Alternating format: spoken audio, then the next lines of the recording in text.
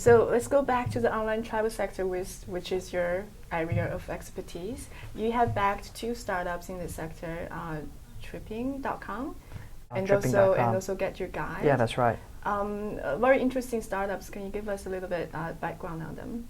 Yeah, both startups are in, I think, two of the hottest categories of the travel business.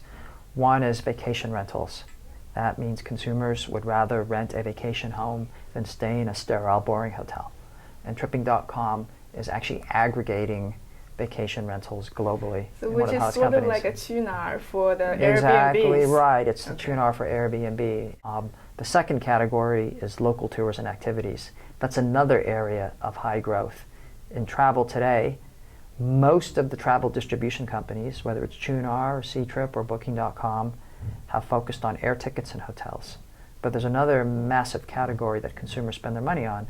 That's buying Eiffel Tower tickets, going to the Louvre, going to the Colosseum, going to the Uffizi Museum in Florence. Which is pretty much offline nowadays, right? It is offline. So for those smart companies like Get Your Guide that can aggregate that information and deliver it to consumers in a timely fashion with a great price, those companies are going to do great.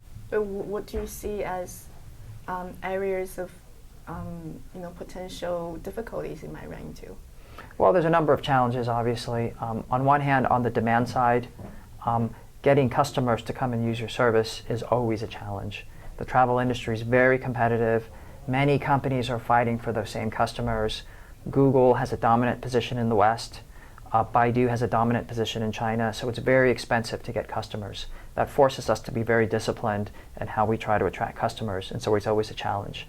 Then on the supply side, working with this disparate pool of homeowners for Tripping and all these local activity providers for Get Your Guide, that's also a challenge. We're dealing with thousands of different providers. We have to make sure that they provide a service that's consistent with our brand, that we're able to access their availability and their pricing information and deliver it to consumers in a timely way. And that presents all sort of challenges. Every time something is fragmented, it's going to present a number of challenges.